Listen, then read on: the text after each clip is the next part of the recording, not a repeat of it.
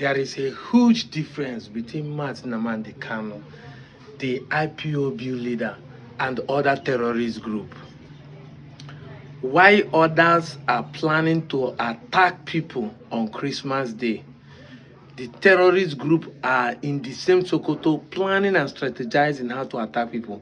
Kanu was in detention, planning how to celebrate with other inmates.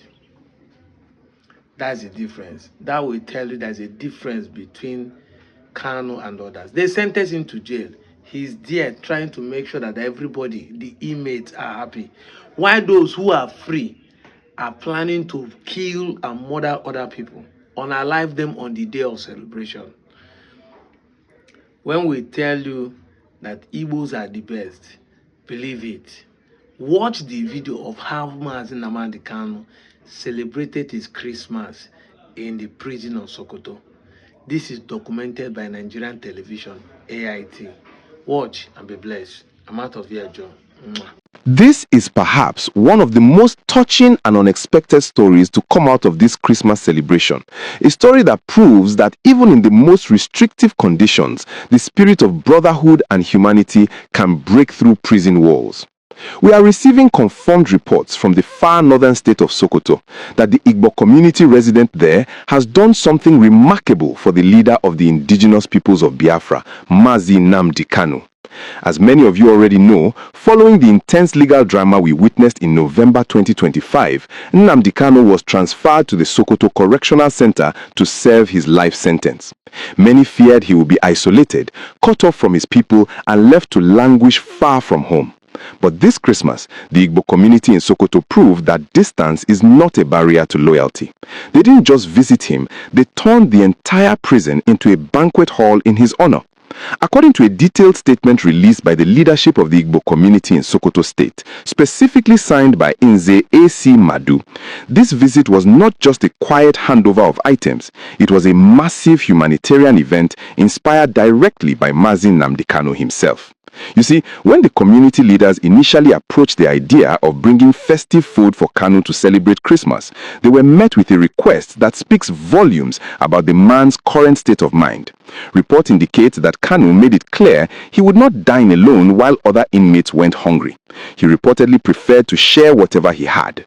Understanding his disposition and his refusal to enjoy a Christmas meal in isolation, the community leadership made a decisive choice. They decided that if they were going to feed their brother, they would feed everyone.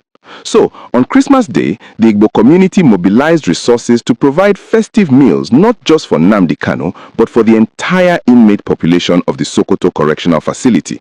We are talking about approximately 1,300 prisoners. Imagine the scene inside that facility.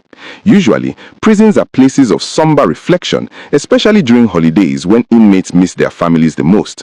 But on this day, the atmosphere was transformed. Every single inmate, regardless of where they came from, whether they were Hausa, Yoruba, Igbo, or from any other tribe, shared in this benevolent act. They ate the same food, celebrated the same season, and for a few hours, the divide between high-profile prisoner and regular inmate was erased by a plate of food. The statement from the community noted that this was a demonstration of compassion and communal solidarity, ensuring that the spirit of the season reached every corner of the facility.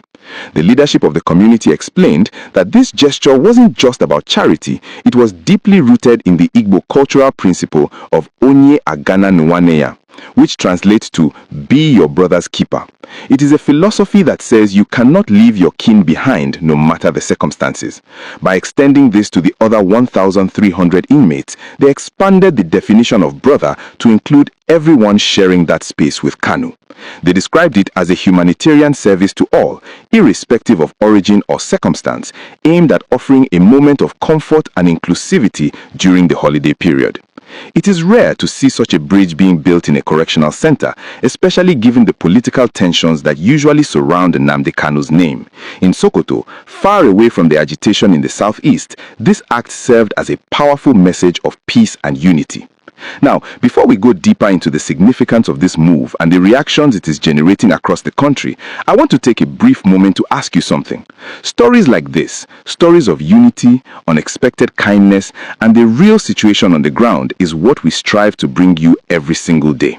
If you are enjoying this narrative and want to stay updated on Nnamdi Kanu's situation in Sokoto and other major stories breaking in Nigeria, please go ahead and smash that like button. It really helps us get this video to more people. And if you haven't subscribed yet, please click that subscribe button and turn on the notification bell right now. We are tracking every development in this case, and you definitely don't want to miss what comes next.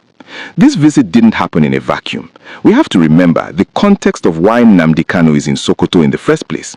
Just last month, in November 2025, the Federal High Court in Abuja, led by Justice James Omotosho, sentenced him to life imprisonment on terrorism charges.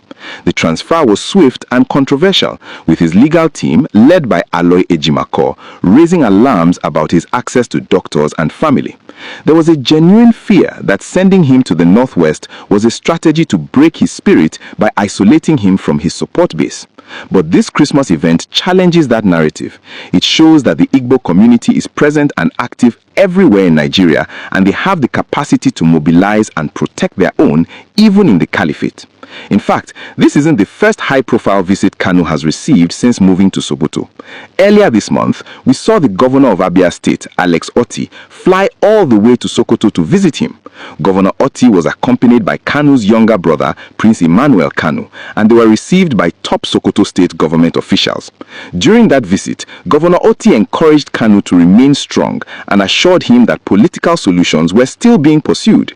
There was even a light-hearted moment reported where Governor Otti shared a joke from the Sultan of Sokoto, who said Kanu was now his subject since he resides in his domain, which reportedly made Kanu laugh. These interactions, culminating in this massive Christmas feeding program, suggest a very different reality from the dungeon narrative many feared.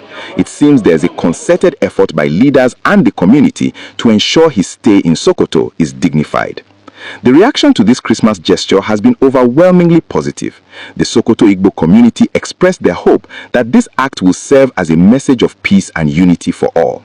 In a country often divided by ethnic and religious lines, seeing a southern community feeding northern inmates in a northern prison is the kind of symbolism that politicians often talk about but rarely achieve.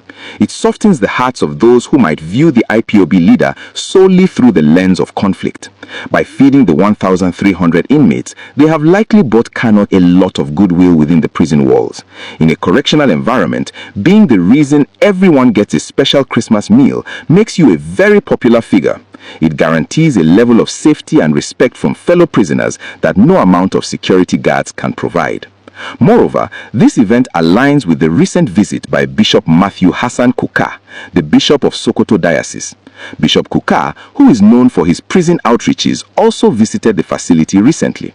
While he clarified that his visit was routine, the convergence of the church, the political leadership from the southeast, and now the community leadership all focusing on this one facility in Sokoto keeps Nnamdi Kanu relevant and in the public eye. The government might have moved him away from Abuja to reduce the noise, but the noise has simply followed him to Sokoto, albeit in a more humanitarian and peaceful tone. As we wrap up this report, it is worth reflecting on the statement of the Igbo community that this was about shared goodwill. In 2025, a year that has been incredibly tough for many Nigerians economically and politically, this story ends the year on a note of hope. It reminds us that humanity often shines brightest in the darkest places. Whether you support Nnamdi Kanu's ideology or not, you cannot fault the generosity of a community that refuses to let 1,300 people go hungry on Christmas Day just because they are behind bars. It is a lesson of dignity. We will continue to monitor how Nnamdi Kanu adjusts to life in Sokoto and if these waves of goodwill translate into any political shifts in the coming year.